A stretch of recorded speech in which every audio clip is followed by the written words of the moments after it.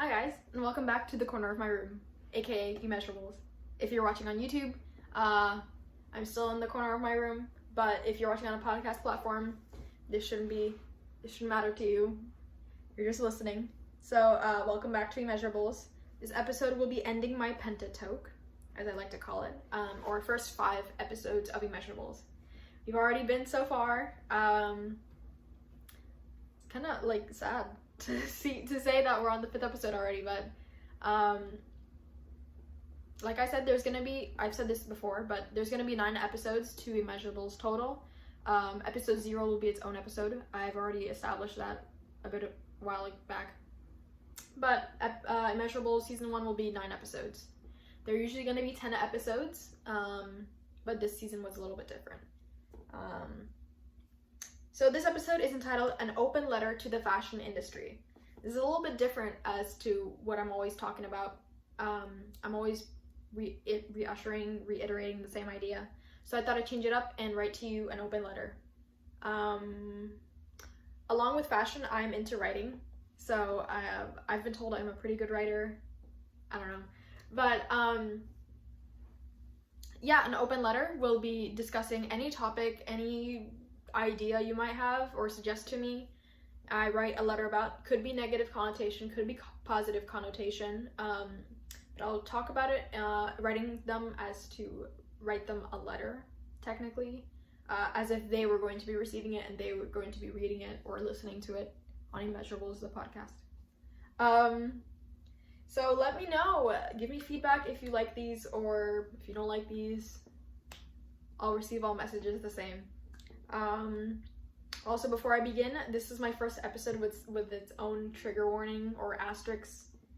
As I grew up in the theater world, we did asterisks before every episode. Everything that triggered may have triggered other people. So this is my first asterisk episode. I will be delving into eating disorders, self-harm, talk of religion, frank talk of death.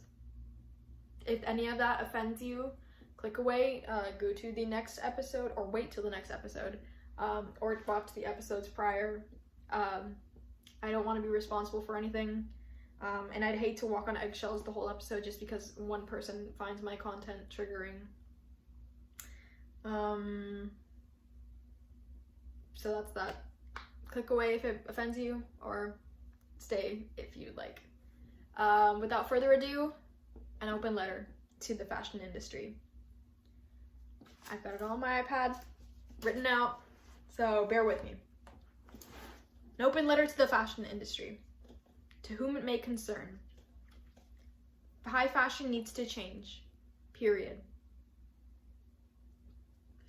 Being toxic and damaging is one of your many, many faults. Let's delve into why. After decades and decades of distraught and toxicity, it is finally brought to light with the help of technological advances and social media. Fashion influences body image is the main point I want to discuss in this letter. As a child, as I'm sure many of us have, we grew up watching the Victoria's Secret runway shows and fantasizing that we wish we'd look like those people in the ads, or maybe like the ads in the perfume departments at Macy's. I have always wondered why I didn't look like that. Frankly, I was 9 years old. But I always grew up thinking that I would look like that. I would look like the models on the pages, on the videos, in the runway shows. Social media is your enemy. As soon as the early 2010s hit, you were met with hordes and hordes of trends as the girls got thinner and thinner.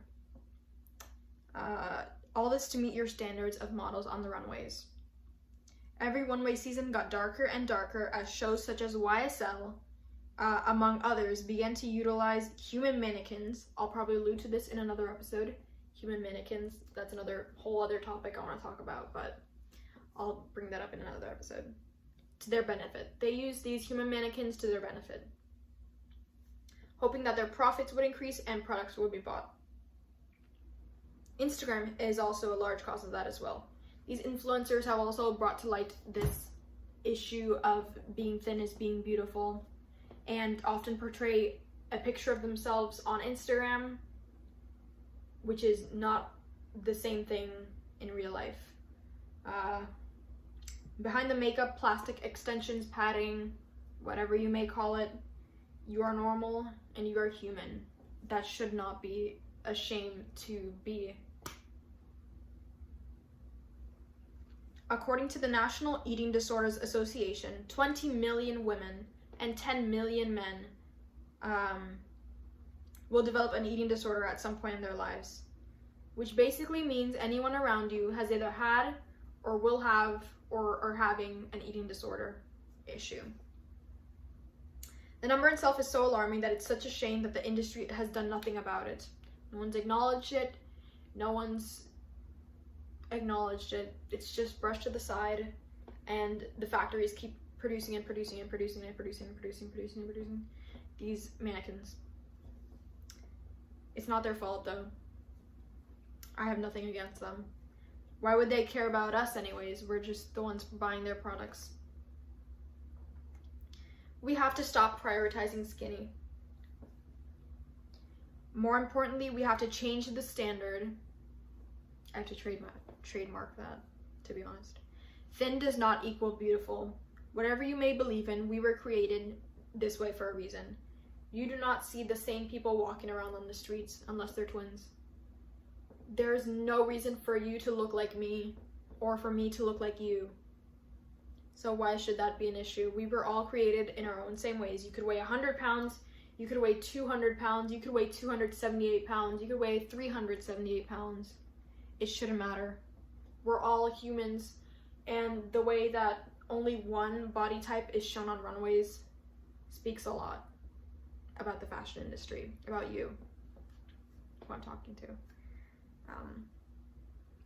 Representation should matter. I should see a plus size model or a person with a disability as much as I see the tall, thin supermodel on the screens, or on the runways, or on the ads, or on the music videos.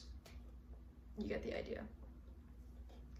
I encourage you, you don't have to take my advice, but I encourage you to delete Instagram for a bit, or change your preferences, or limit the times that you're seeing Instagram. For example, I changed my preference to look at things that interest me. For example, I watch Disney videos, I watch gaming videos, I watch meme videos. I stopped looking at fashion stuff whatsoever, except for news, fashion news, as I have to talk about that on Immeasurables. But I've changed my preferences to not look at models on Instagram anymore. I suggest you do the same, because at the end of the day, it's tiring to see the same thing over and over and over again. Your brain rewires into thinking that that's normal, and it's not. So why should you be exposed to that stuff and harm yourself? Just an idea. Sincerely, Immeasurables. That's all I got for my open letter today.